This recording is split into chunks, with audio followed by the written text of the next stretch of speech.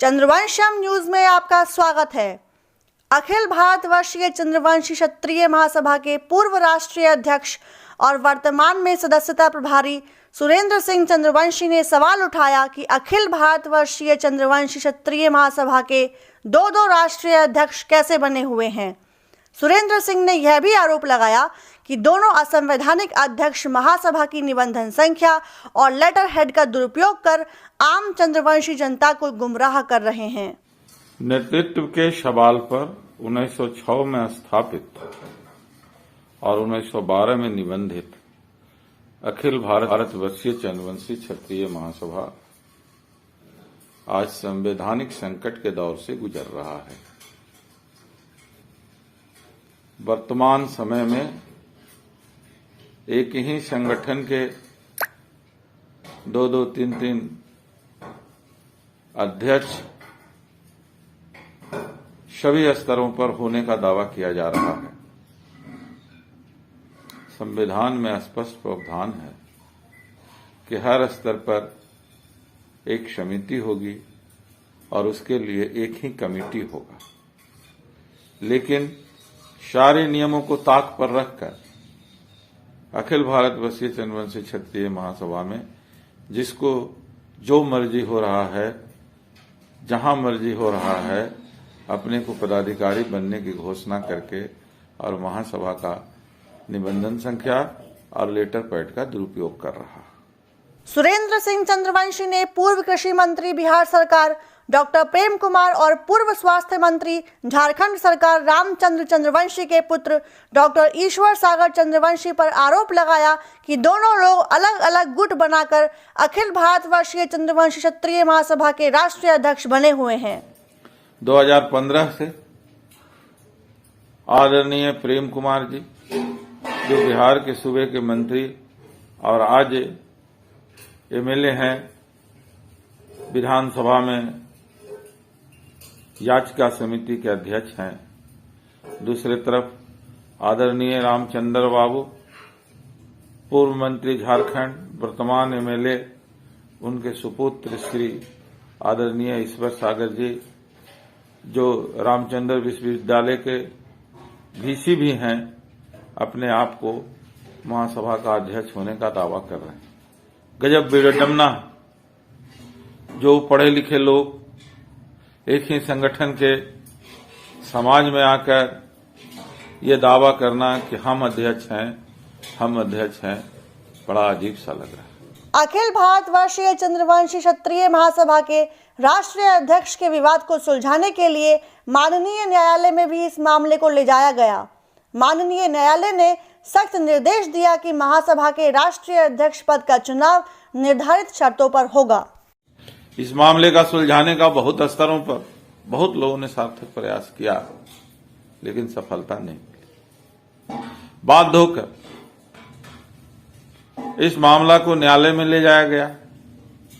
न्यायालय ने भी स्पष्ट आदेश दे रखा है कि आप लोग मुझसे जो भी चुनाव कराना चाहते हैं, आप चुनाव करा लें, लेकिन चुनाव का परिणाम की घोषणा आप नहीं करेंगे, न वो चुनाव लागू माना जाएगा जब तक कि संबंधित न्यायालय के द्वारा आदेश नहीं दिया जाता है। कोर्ट ने यह आदेश 3/5/1917 को दिया। महासभा के संविधान में स्पष्ट प्रावधान है मूल संविधान में सालाना चुनाव करने का, जबकि 2007 में रांची में जो संशोधन हेतु संविधान बनाया गया, उसमें 2 वर्ष का प्रावधान है।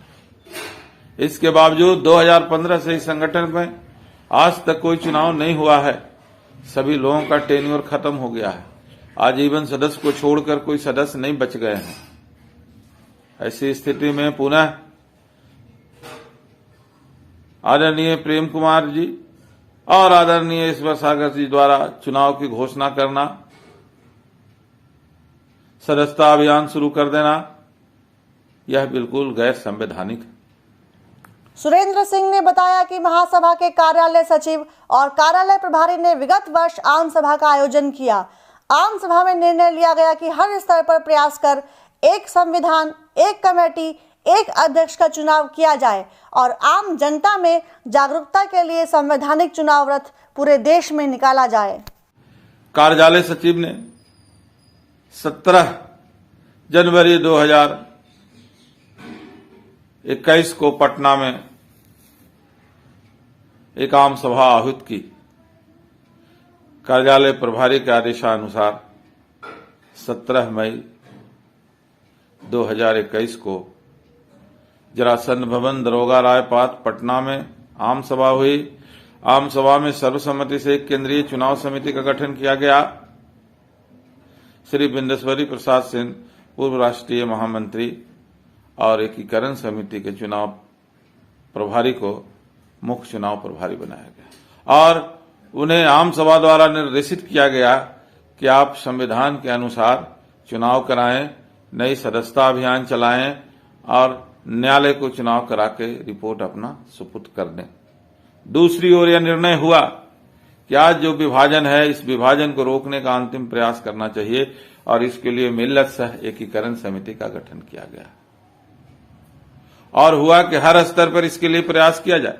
बड़े नेता नहीं मानते हैं तो ग्रामीण स्तर से लेके और राज्य स्तर तक सभी स्तरों पर जहां विभाजित लोग हैं उनसे मिला जाए और मिलकर उनसे एक संविधान, एक कमेटी, एक अध्यक्ष का आग्रह किया जाए।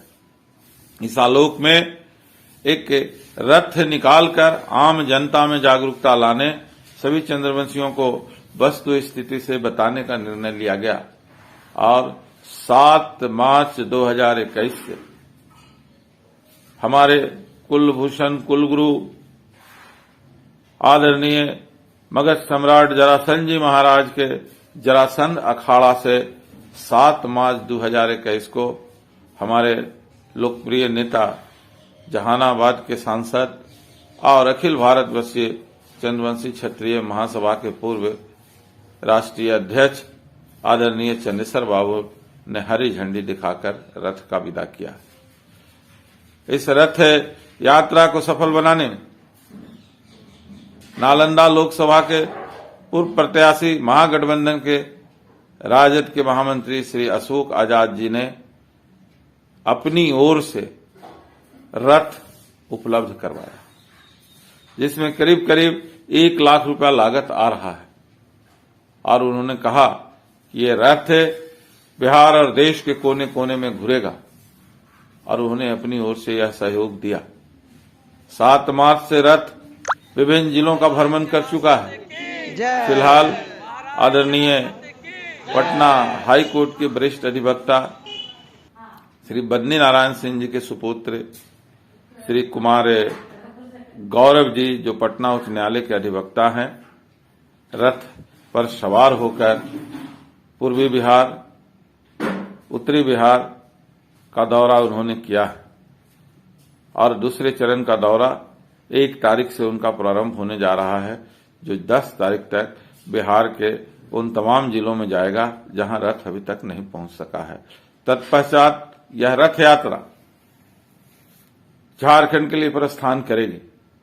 इस रथ यात्रा का उद्देश्य है कि पूरे समाज में एक जागरूकता लाना। सुरेंद्र सिंह ने बताया कि आज चंद्रवंशी क्षत्रियों की धरोहर संस्था अखिल भारतवर्षीय चंद्रवंशी क्षत्रिय महासभा को पैसे और पावर वाले लोगों ने हाईजैक कर लिया है कि आज जो कुछ लोग पैसे और पावर के बल पर इस ऐतिहासिक संगठन, पूर्वजों द्वारा बनाए गए संगठन को जो हाईजैक कर लिया गया है, आज इसके अस्तित्व को बचाना है।